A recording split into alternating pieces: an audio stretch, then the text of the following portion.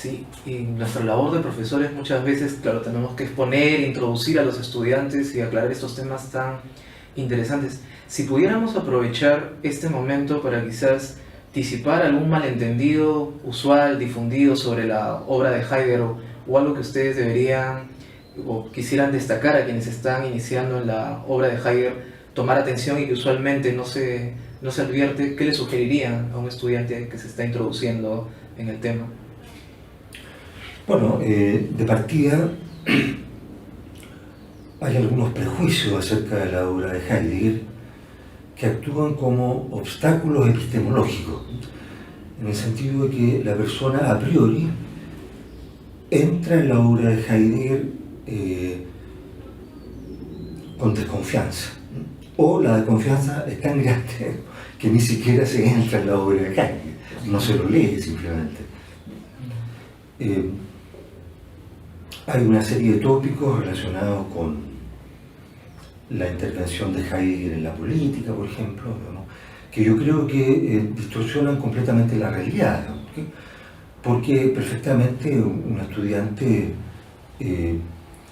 puede tomar contacto con lo más valioso de la obra de Heidegger sin tomar en cuenta aspectos de su actitud política o de sus ideas personales, digamos, de tal manera que nadie corre algún riesgo, digamos, entrando en contacto con la obra de Heidegger.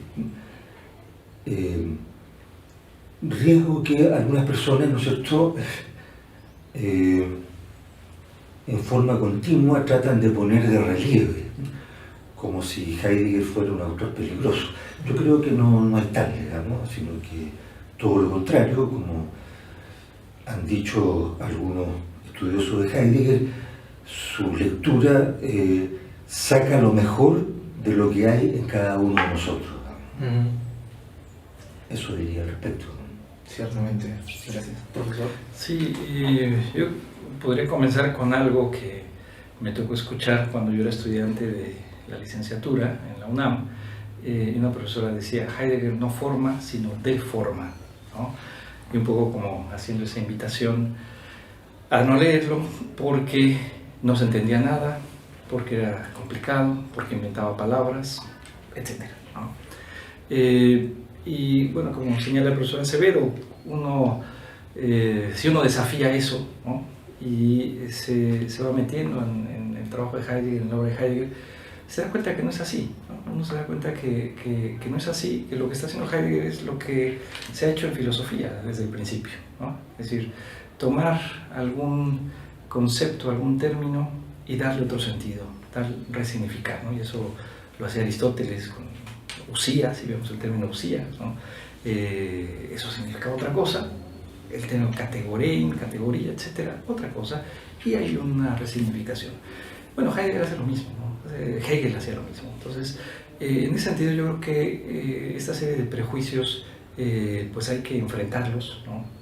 No es cierto que no se entienda. Hay un autor francés, escribió hace algunos años un libro, Los filósofos, vida íntima, y al final pone como los récords de la filosofía, pone los autores más difíciles de leer, Aristóteles y Heidegger, ¿no? Y es parte de este prejuicio que se ha dado.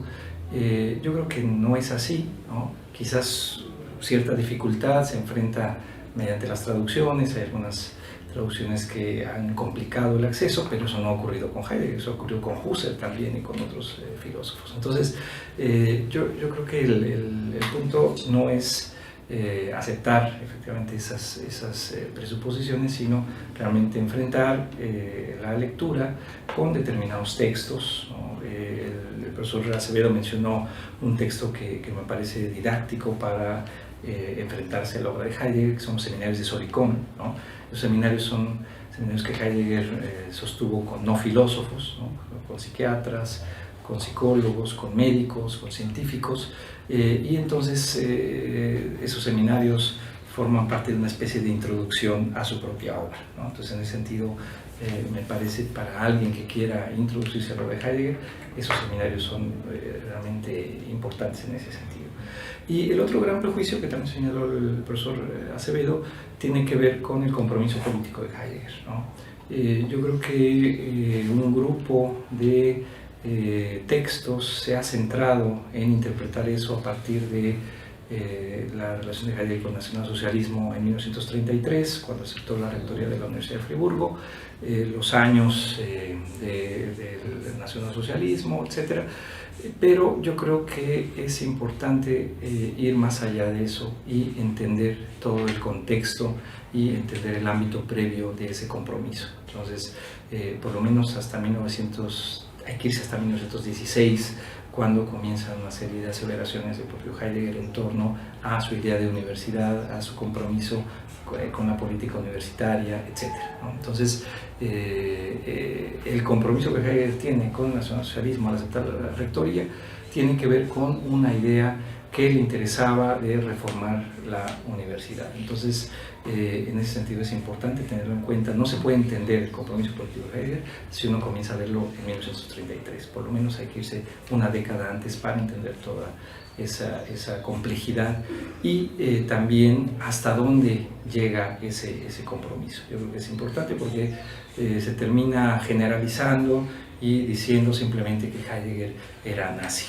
¿no? O que su filosofía está sustentada en principios del nacionalsocialismo. Porque hay una serie de cuestiones que sí se tienen que analizar, se tienen que cuidar y no llegar entonces a aseveraciones abruptas o generales como algunos señalan. Hay un autor por ahí que señala eso, que las obras de Heidegger deberían retirarse de las bibliotecas de las universidades, etc., ¿no? O sea, yo creo que ese nivel, digamos, de interpretación se mueve a un nivel general que no logra distinguir precisamente los niveles de compromiso y diferenciar realmente el trabajo filosófico de la situación política de ese momento. Yo creo que es importante cuidar eso para no caer en estas, digamos, pues generalizaciones que nos digan, bueno, no hay que leer la obra de Heidegger, ¿no? Y si aplicamos esas generalizaciones, pues entonces no leeríamos nada de filosofía, porque a todos le encontraríamos algo, ¿no? Correcto.